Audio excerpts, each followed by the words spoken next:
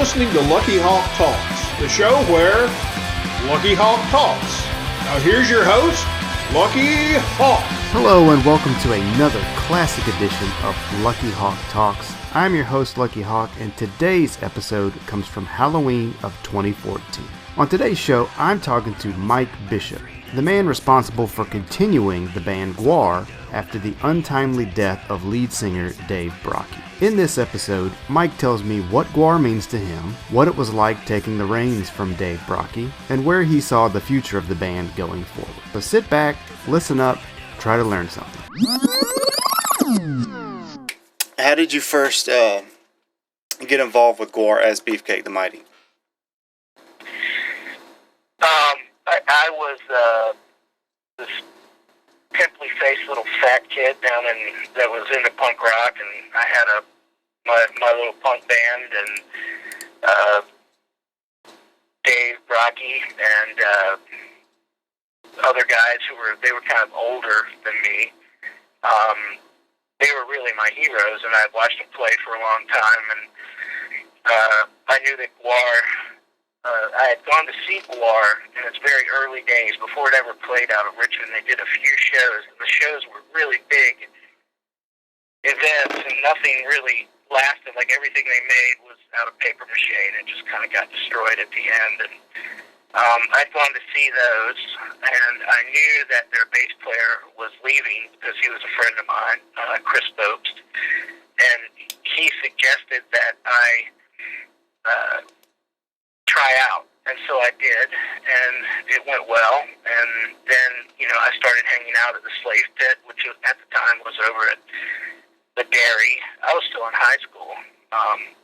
The Dairy was a building, an abandoned dairy in downtown Richmond that was being remodeled, and a lot of artists had spaces there.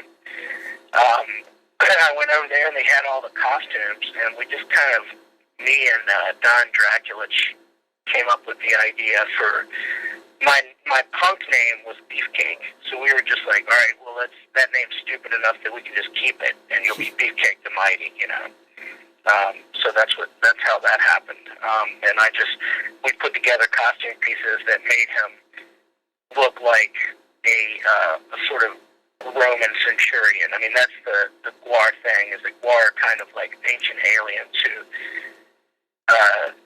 influenced all of the development of the life on Earth, and Beefcake's realm of influence was sort of Roman and Greek culture, Spartan culture, gladiator culture. Yeah, I was mistaken. You were the second bass player. That's what screwed me up there on that one. Yeah, I mean, it's kind of hard to do that. I was, but I was even really maybe the third bass player, because it's hard to count. Yeah. The early days of Gwar, because the band rotated so much that, I definitely saw shows where Chris Bopst was not playing bass.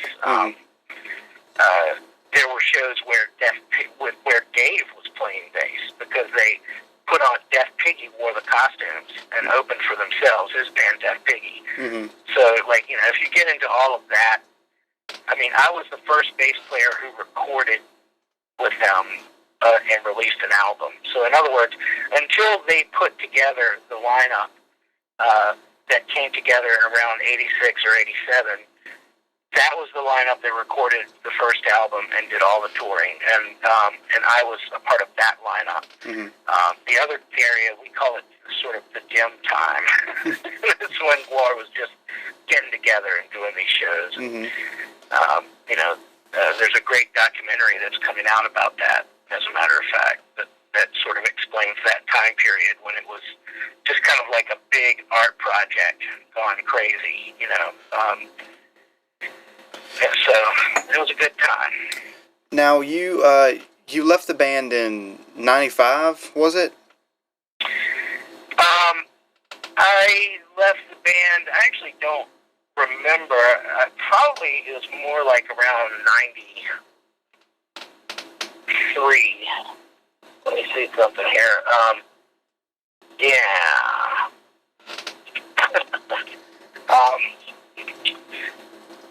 Looking up the Beefcake the Mighty Wikipedia, which has like some stupid, it has pictures of Casey on it. I quit around 93. 93? And then I came back in 98 and 99. What led to your departure in 93? In 1993, I had a band called Keep-On that had just started to play, and I was really into that. And, I'll be honest with you, man, Gwar is a hard band to be in. It's really hard. Mm-hmm. It's like, you're putting on the stuff, and there's a lot of exertion, and it's tiring to do the touring. There's not a lot of money because it's sort of, there's so many people, especially back then. So, it was like a kind of a combination of factors that I wanted to do this other band, and it was difficult, and I was also, at the time, not very well. Like, my health was sort of going down, and that all got better. I did Keep On for a while, and Keep On recorded 3 records and toured and did that stuff. But that's really why I quit, was a sort of combination of factors. There wasn't anything personal. It's like, because I got in the band right out of high school, there were lots of things I wanted to do, including going to college. Mm-hmm. So I did that stuff. Was it a really big decision to come back, or did it just seem natural to come back as Blothar? It seemed natural, but that doesn't mean it wasn't a big decision. It's like, the answer is kind of both. It's like, basically, when they were talking about wanting to keep going, and they had sort of been inviting me to the meetings again, and there were several times when I was gone already that they talked about bringing me back as Beefcake, actually. And none of that stuff worked out. But, for this time, basically what happened was that I started showing up at the meetings. I knew they wanted to keep going, and I was trying to think of how, who could be the singer. I mean, I was not thinking of, I thought that I could do barbecue, like do just that gig, and that I could sing all the songs that I used to sing, which was, there were several songs that I sang, and I knew I could probably sing a couple old Gwar songs. But then, I was riding down the road, and one of the guys called me, or 2 of the guys called me, and I was like, well, shit. Okay. Mm-hmm. And, I at the time, I have a PhD in music, and I had been teaching and working as a writer, and so I just kind of, it's something that I have the time to do. So, and I felt this sort of powerful. Right after they asked me, I walked into the grocery store, and I felt like Dave was asking me, if that makes any sense. Yeah. And so I felt like I had to do it. So the answer is that it was partly obligation. I do feel tied to those guys. I always will be tied to them. So, I wanted to help. Did you say you have a PhD in music? Yeah. So, you have a PhD in music, so obviously that's going to bring a huge element of change to the band, right? I mean, that's really, that's really great that it could improve the music even better, Yeah,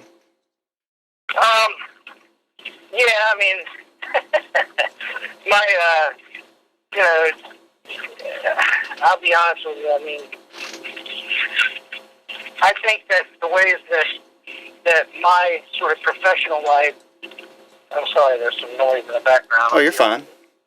But anyway, that's not the way that my professional life can help the band, I think, is that I've been out in the world and I've encountered other kinds of performance, other ways of sort of structuring performances, and I studied 19th century opera a lot, not as a performer, but as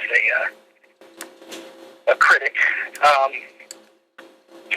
music historian, really. So, my degree isn't in playing music. It's basically, I'm an ethnomusicologist, which means I study the music of groups of people and how people use music in their lives. But, so it's not like all of a sudden they're going to,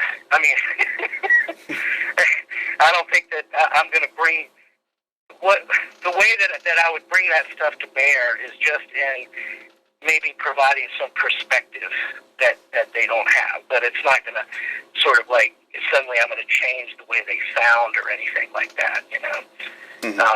It's more like just helping them have ideas and move forward with what they've already been doing. Mm-hmm. Gwar, at this point, has pretty much outlasted the performers. It's almost like a movement bigger than people. Do you see this just keep going and going and going? It's definitely a movement. I guess Gwar is the fruit of that movement. The movement itself is Slave Pit, which is the company that produces Gwar. Mm-hmm. And Slave Pit is basically an artist collective, and it always has been. And, that is the art movement. And in that way, I think that it's absolutely an art movement, and it's had a ton of members.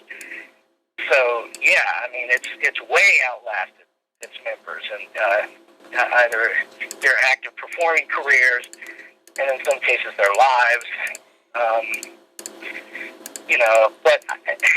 So I think Slave Pit will keep going. But it's changing a lot.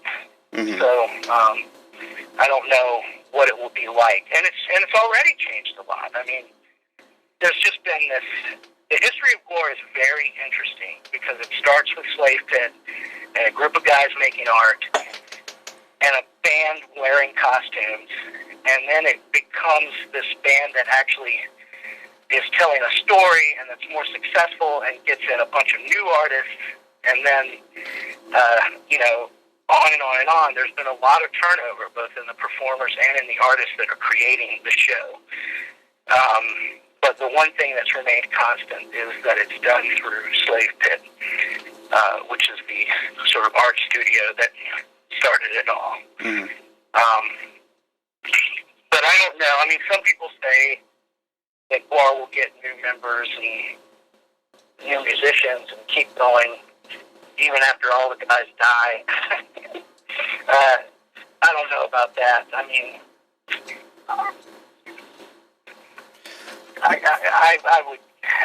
doubt that, to be honest with you. This is a tough loss, man.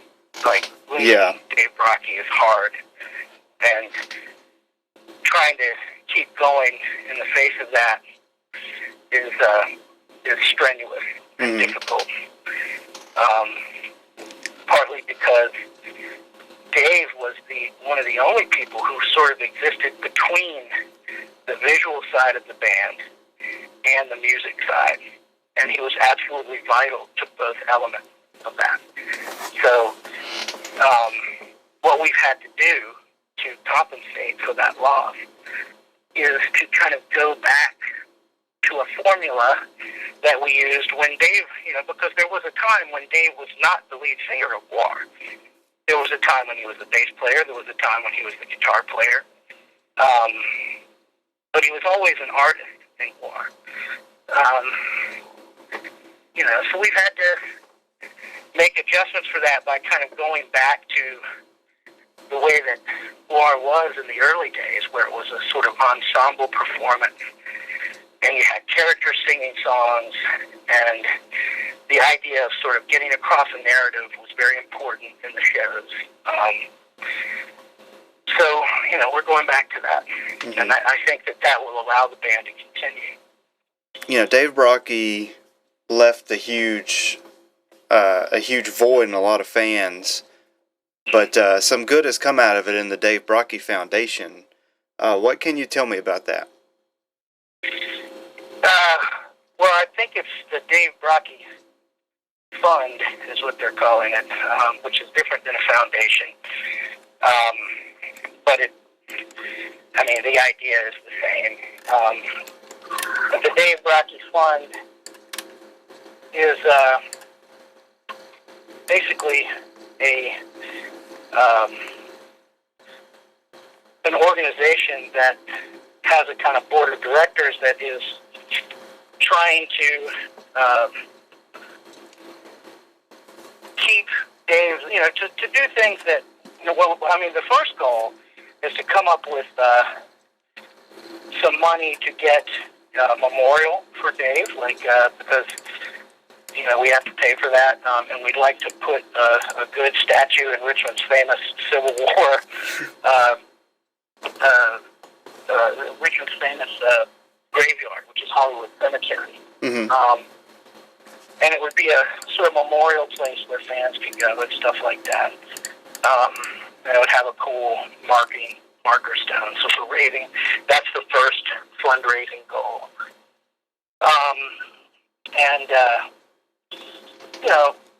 After that, we're just taking it a step at a time. The board actually hasn't met yet because we've been so busy that we just haven't had time. So I don't know what the other goals are going to be exactly, but we're trying to. I'm on the board along with some other people. It's not all guys from the band. It's a lot of people from the community who are sort of leaders in the arts community in Richmond. Mm-hmm. And we're going to try to sort of sponsor shows and events and do things to promote the things that Dave Brockie was interested in, and to promote his art, to show his art, to get that out there and send it around and let people take a look at it, and also to provide help for artists who are doing things that are creative with art and music. Things that are very creative. That's what we're looking for. Really unique ideas. So it's a bunch of stuff. Mm-hmm. Sorry to have such complicated answers to No, it's good. It gives me more to work with. Now, have you guys? I know you've been super busy with everything. Everything's been hectic this year, but has any new music material been talked about or worked on at all? Yeah, we're working on stuff. We're doing working on a cover for the AV Club. That's the one thing that we've been doing. That's probably the first thing that people will hear. Which those are always... That thing that the Onion does, the AV Club. Yeah. Where they did the Kansas cover before and the Billy Ocean cover. And then we're doing a surprise cover this time. Yeah. We're definitely talking about writing. We've been kind of trying to establish those workflows, get processes down because it's a little weird because, I write on bass guitar. That's what I play, and so they already have a bass player. So we have to sort of work on things together, and Jason's a good writer too. He's a very good musician. And he plays guitar really well. So we work on, I guess me and Brad and Dirk and Brent have played a couple of times, but usually it's Yeah, I don't know. Anyway, I think I've answered the question. It's just we've only done the AV Club, but we've started sort of jamming on some things at different times. So I think some good stuff's going to happen. Has the Gwar Eternal Tour started yet, or is it? No. Okay, It starts on. The tour is due to start on this coming October. Mm-hmm. What do fans have to look forward to with the Gwar Eternal Tour? Gwar Eternal Tour is going to be. It's going to be huge. It's going to be, and we're realizing now just how good. We're going to have new effects. We've got monsters and characters that people haven't seen before. So there's going to be new stuff going on stage. And there's also going to be some new ways of telling the Gwar story that are on stage. And I'm really excited about it. I mean, the theme of the tour is the search for Oderus. The characters in Gwar are looking for their lost leader. So that's going to be that's how that works. I can't really give away what happens, but there's been a very positive response to that idea of the search for Oderus.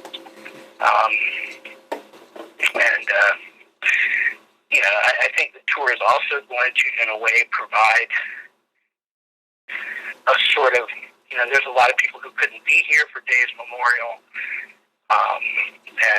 Certainly when the band lost Corey, the touring that they did after that provided a way for people to experience and mourn that loss. And I think something similar is going to happen with the loss of Oderus. Mm-hmm. I should have asked this question first. This is the first question I asked Oderus, but what does Gwar mean to you personally?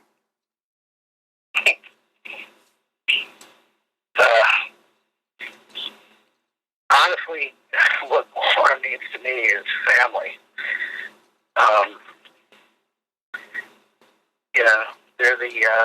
It's the group of people that I clung to when I left my own family. So it's really huge. I mean, and that's why I'm doing what I'm doing. Is that I'm answering that call, and